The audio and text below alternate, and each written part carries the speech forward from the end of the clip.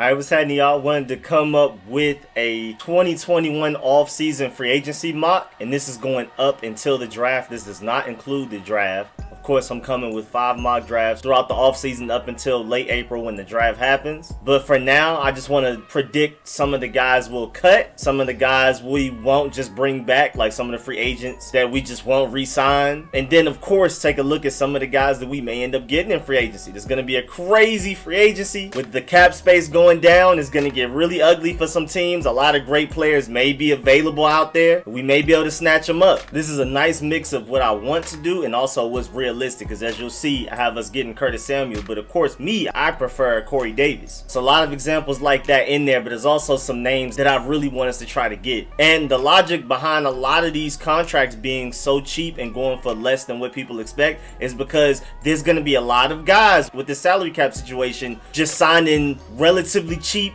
1-year prove-it deal so that they can go and get their big money next year when the salary cap finally starts going back up again. So don't be surprised if some really great talents out here, I mean even Pro Bowl level talents, are out here signing for way less money than you'd expect. But without further ado, let's go ahead and get to it. Let's get it.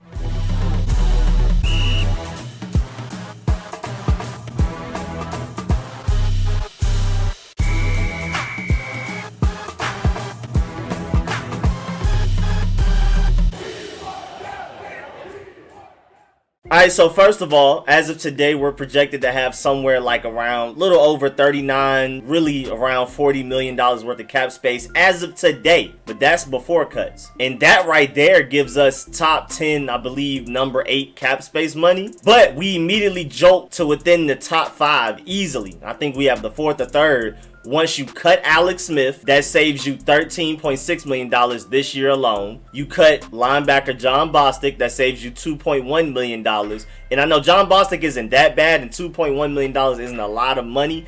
But with how this free agency is going to go, paying Jon Bostic $2 million, where you can pay somebody who's even possibly more talented than him the same amount of money, just again because guys are going to go for cheaper money on 1-year prove-it deals this year than pretty much any other year in NFL history. So that $2.1 million actually becomes a lot of money this free agency period. So you cut Jon Bostic. Of course, you cut free safety Tre Boston. That saves you almost an entire mil.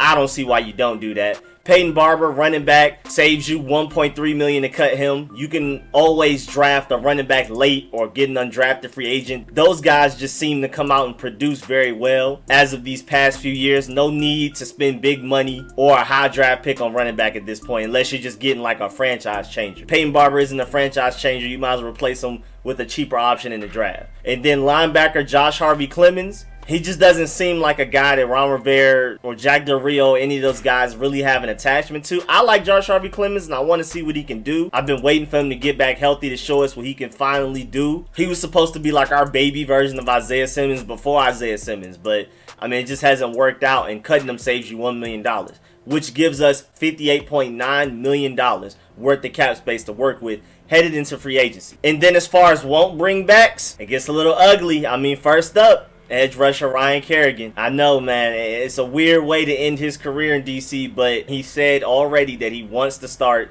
He will not be able to do that here. Point blank, period. And he probably wants starting level money. Definitely won't be able to get that here either. So moving on, Thomas Davis, linebacker, already said he's retiring. Linebacker Reuben Foster, just being realistic, I feel this won't have a happy ending between the both of us. Maybe he goes to another team and ends up producing or something, but like, just being realistic, I really hope it works out, and I'm just really putting positive energy towards it. But like, at the end of the day, I don't think it's gonna happen. And then offensive tackle David Sharp, he wasn't terrible, but again, just like running back, you can replace somebody at that level of talent and production late in the draft. And when in doubt, you can just bring him back in the summer if he's not signed yet. Edge rusher Ryan Anderson, I think this is the end of the road for him. Just by the lack of snaps he got, the lack of opportunities he even got, you can tell that Ron Rivera and Jack Del Rio don't really value him. So they didn't draft him. They have no attachments to him. And again, you can replace the level of production that he gave you last year late in the draft. Running back Lamar Miller, just one of those veteran signings we were just bringing in towards the end of the season just to have bodies with all of the injuries that our running backs were sustaining. So again, can be replaced late in the draft. And when in doubt, you can bring back Lamar Miller probably late in the summer if we need him for very cheap. Also, again, same thing as Lamar Miller. Linebacker Michael Kendricks, veteran, brought in late just to have bodies in the room. Can bring him back later, can be replaced late in the draft with the production he gave us, the very minimal production. So same thing again, Jarrad Norris, same exact thing as Michael Kendricks. And then wide receiver Robert Foster didn't look good while he was out there. And again, when in doubt, later in the summer, if we just need to bring in some extra guys, you can probably just bring them back then. And then it's funny because if you look at our free agency class, as far as guys that were previously on the team as a 2020, but technically aren't on the team as a 2021, guys like Ryan Kerrigan and all of these guys we just went through, Reuben Foster, David Sharp, Coach Jake Gruden is one of them that's technically counting against the books in a weird way. So, of course, Jake Gruden will not be brought back. Just want to, make sure that's clear. Now we got to get to the re-signings. And this is where it gets really interesting because, first of all, I think we end up signing Brandon Sheriff to a long-term deal. I'm predicting 4 years, $62 million, which is $15.5 million a year. Spot Track has them estimated to go for about less than $13 million a year. I don't really see that. I see Brandon Sheriff resetting the market, especially since he made the All-Pro team. Now, we can argue whether he deserved it or not. I feel like first-team All-Pro was definitely way higher praise than I had for him. But hey, man, he's our first All-Pro since B. Mitch. So I feel like he's definitely going to reset the market, and I feel like Ron Rivera and the guys are definitely going to prioritize bringing him back. Also, linebacker Kevin Pierre-Louis, I see him signing a 3-year, $9 million deal. So that's $3 million per year. He's a decent starter, so that makes sense. He has upside. They can grow to be better than what he was last year. Definitely has some upside, some room to grow. And he already has familiarity with Del Rio's defense. So that seems like a pretty obvious bring back for cheap. Then cornerback Ronald Darby. I see him getting a 2-year, $16 million deal, which is $8 million a year. He's a solid number 2 outside corner. Ideally, I would love to move Fuller back into the slot and find a number 1 corner, preferably through the draft, early in the draft maybe or something like that. But Ronald Darby at the very least is a very solid number 2 outside corner and can occasionally step in as corner number 1 when necessary. It's just not the ideal scenario. But with how great this defense should be in the linebacker core, the front 4, and back in the safety position after the free agency and the draft that I'm predicting for us to have, I don't think corner is such a huge priority like that. I think Ronald Darby and Kendall Fuller can both be serviceable. Then kicker Dustin Hopkins, I see him signing just a 1-year, $1 million, brought back for very cheap, and is forced to compete against another kicker that we may bring in through free agency or something, because we need more bodies in that kicker camp. Dustin Hopkins can't just be the guy. If he ends up being the guy for the season, that's cool, but we need to at least bring in some competition, and I don't think he's deserved a big contract. So I see him getting like a 1-year, $1 million prove it deal, and he's gonna kick for his life. And then long snapper Nick Sundberg, you can't play football without a dependable long snapper, so I see him signing a 2-year, $2 million deal, $1 million per year, just something simple. I mean, he's starting to get up there in age, and now long snappers don't have to be the most athletic young guys out there doing it, but I just don't see him signing like a very long 5-year deal. Then you have cornerback Fabian Moreau. I would like to bring him back, just a cheap 2-year, $1.8 million deal, a little less than $1 million per year. Still has decent upside and can go for very cheap. I think it's a smart move to bring him back and just to keep another body in the cornerback group, especially somebody that athletic that has some upside. Quarterback Kyle Allen, 1-year, $800,000 deal. Because the type of restricted free agent that he is, an exclusive rights free agent, you only have to pay him $800,000 and he pretty much just has to accept that. So it's just like, why not? Even though I don't like Kyle Allen and I don't ever want to see him on the field on Sundays in the regular season, $800,000 for a pretty good, decent backup quarterback that can plug and play starter if injuries happen, I think that's a good deal. Again, why not? Tight end Jeremy Sprinkle, 2-year, $1.9 million deal, a little less than $1 million per year. Decent tight end backup who can block and has familiarity with the offense. Of course, not very effective in the passing game, but with him being able to block, hold it down as a potential 3rd string tight end. Then you have wide receiver Cam Sims on a 1-year, $800,000 deal. Again, just like Kyle Allen, being an exclusive rights free agent, just go ahead and pay him $800,000 and keep it pushing, man. I mean, he has the chance to be a decent wide receiver 3 or wide receiver 4 at the very least for very cheap. Cam Sims still has some room to grow and some upside. We'll see if we can get it out of him. And then lastly, cornerback Danny Johnson on a 1-year, $850,000 deal. Decent depth corner, still with a little bit of upside. And he's a pretty solid returner when healthy. He was better than what Steven Sims gave us, but his biggest problem is health. So I definitely can see us signing him to like a 1-year, $850,000 prove it deal. Go out there and perform and earn your next contract. Now this is where it gets fun. The free agency signings. Let's get it, man. Number one, and it just seems like the connection's too obvious. He's not my favorite wide receiver that's going to be available. Of course, I prefer a Corey Davis, and I'd even be willing to pay even more money for an Allen Robinson. But wide receiver Curtis Samuel, I see him coming here on a nice little 4-year, $36 million, $9 million per year deal. Nice wide receiver too to complement Terry. Scott loves him. You saw how much Scott used him when those last 4 games when he took over the offensive coordinator position for the Panthers before he came here. So I can definitely see us pursuing Curtis Samuel for relatively cheap. Of course, I prefer to pay more money for Corey Davis and pay way more money for an Allen Robinson. But Curtis Samuel, I do feel like is pretty underrated around our fan base because some people just feel like he's just this speed guy and that's it. But he actually is a pretty good route runner. And with Terry McLaurin demanding all of the attention, Curtis Samuel could easily eat up as a wide receiver too. Curtis Samuel hasn't played opposite of a receiver this good as in Terry McLaurin, so he's going to be even more open than he's used to being. And with him being a dependable route runner and a guy that you can even give the ball to out of the backfield with all of his speed, I think we can get a lot of usage and production out of him. High usage rate. And of course, Curtis Samuel on this roster as of today is easily our second best receiver. It's not even close. Then I have us getting free safety Tre Boston. Again, in a dream case scenario, I prefer Marcus Williams. I'm willing to pay more money for better production out of Marcus Williams. He's one of the top safeties out there, and I think he may even go for less money than Anthony Harris and a Justin Simmons. Now, granted, I do believe Anthony Harris and Justin Simmons are better than Marcus Williams, but for how much more money they're going to ask for, I think Marcus Williams gives you the best value out of this free safety class and free agency. But I think Tre Boston just makes all of the sense in the world. Comes back and plays for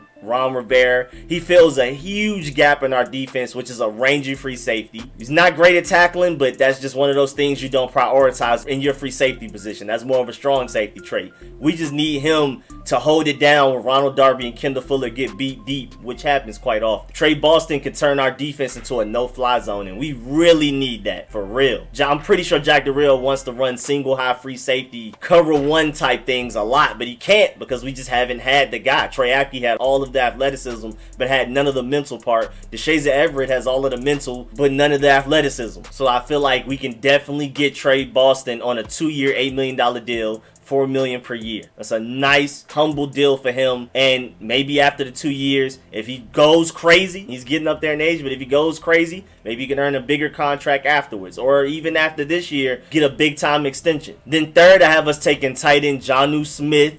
Very underrated tight end option out there in free agency. I see him signing for a 1-year, $5 million prove-it deal. Of course, he can go for more money than that long term. But if I were him, I would take relatively cheap money on a 1-year deal this year and then ball out, and then next year go for even more money per year long term than what you would have gotten this year. I think it would be worth it. And I think a lot of free agents in general are going to do that. And I would love for us to get a really big sleeper in Jonnu Smith. Nice 1-year prove-it deal in hopes of getting big time money in the 2022 offseason. Fourth, I have us getting Larry Warford. Big time free agency signing. Probably my favorite out of this class in my realistic scenario. I could easily see him signing a 1-year, $4 million prove-it deal. Because even though I think he's worth way more than that, it was reported that he was only asking for $7 million per year long term before he opted out of the season. So why wouldn't he take a $4 million deal this year, prove-it deal, and then go for big time money the year afterwards if he plays as well as we think he should? He's a Pro Bowl level guard. Bringing him in and re-signing Brandon Sheriff gives us arguably the best interior offensive line in the NFL, and Wes Schweitzer being a backup plug-and-play guard for if Brandon Sheriff gets hurt, which tends to happen, is ridiculous depth. And I think this move is just too smart. You can get Larry Warford on a nice little, relatively cheap 1-year prove-it deal. That's the best signing of the free agency. And again, I think it's realistic because he was only asking for $7 million per year long term. Why wouldn't he take $3 million less than that for 1 year and then try to shoot for maybe like 12 or more per year the next year? Again, with us having potentially top 5 cap space, I think we're going to be able to eat up and bring a lot of guys over here. Maybe not like a super team type of environment, but I do feel like we're going to get a lot of great talent for way below what they're worth in hopes of possibly contending. And then also we have the cap space for it. And for Larry Warford, he's already joining a pretty good offensive line. So it's not like he's being asked to come in here and be the best guy on it. His job will will be made easier here. Same thing with Jonnu Smith. He's only coming here to be asked to be tight end number 2 and possibly compete for tight end number 1, but it's not like he's coming in here and having to put the team on his back. Same thing with Tre Boston. Already a great defense around him. Just do your part. Be that really rangy free safety. And then linebacker, have to address that, and Jarrad Davis. Somebody that I really wanted us to get before he even left Florida. Elite athlete with limitless potential.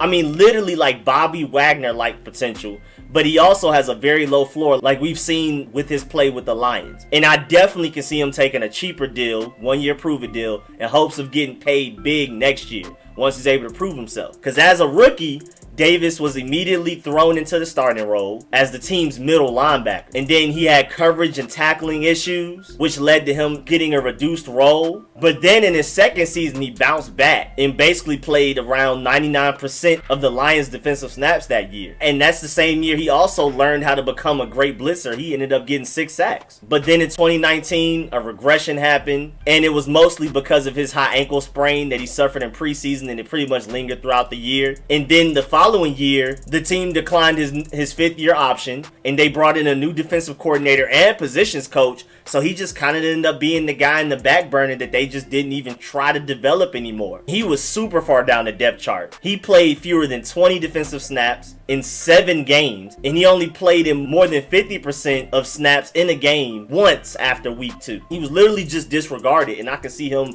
coming here, turning his career around with Jack Del Rio and Ron Rivera, both ex-linebackers, making him into a beast. I mean, because we talk about Cole Holcomb's athleticism, Jarrad Davis is on a different level. Again, it's like Bobby Wagner type, but it's no guarantee we're going to get that level of play out of him. But if you go and watch his 2018 film, you see a lot of flashes. And he would easily be, before the draft, our most physically gifted, just athletic, freak athlete, sideline to sideline linebacker out of our entire roster. And I definitely think that's worthy of a 1-year, $2 million prove-it deal. And plus, our current GM, recently hired, was the Lions GM that drafted Jarrad Davis, and then he went to the 49ers, and then Jarrad Davis basically just got lost in the sauce once the Lions started just bringing in other front office guys, other coaches, as I previously mentioned. And this is definitely a guy, we could bring him here, revive his career, and the Pro Bowl talent is there. Just got to nurture it. I think this right here, you trade up for a quarterback in the first round, we're Super Bowl contenders. If you get greatness out of Jarrad Davis, you get what we expect to get out of Larry Warford, you get what you expect to get out of Tre Boston, what you expect to get out of Jonnu Smith,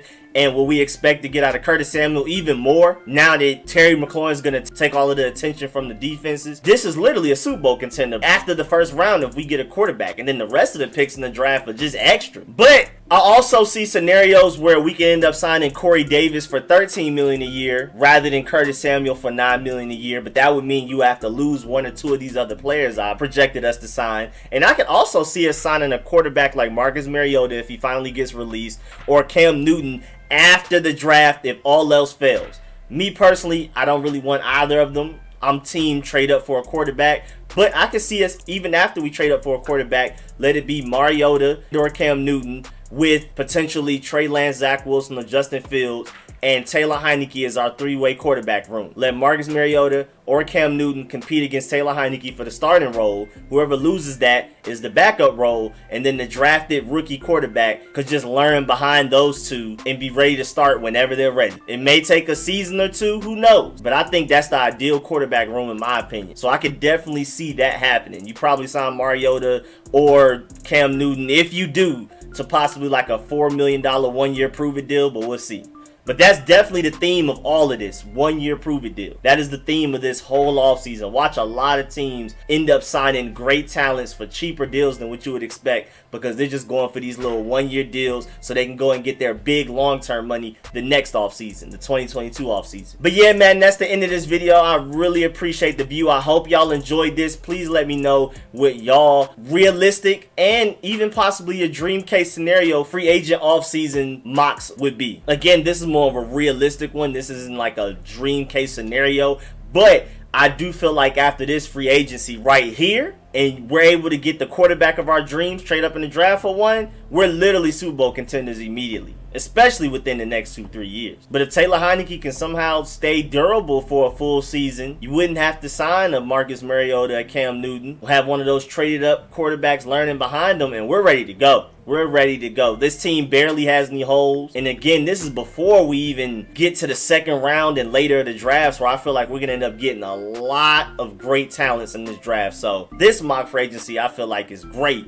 It's not a dream case scenario, but it's very realistic and very encouraging. But please like this video if you liked it. If you learned anything, please subscribe. If you haven't, definitely hit the bell next to the subscription button so you get notification every time I release a video like this one, every time I live stream, every time I release a mock draft, every time I release a film session. And as always, man, I really appreciate all of the support, man. Everybody that gives to the channel in any way, pulling up to every live streaming video, liking it, leaving comments, donating whenever you can. And big shouts out to all of my members, of course, man, especially my Pro Bowl sponsors whose names you see scrolling on the screen right now, man. I really appreciate all of y'all. I'll catch y'all later. Again, get in the comment section. Let me know how you feel about my off-season mock, and then also give me some of y'all's and some of the players you really want to sign and how much you think we may be able to get them for. But I'll catch y'all later. I'm out.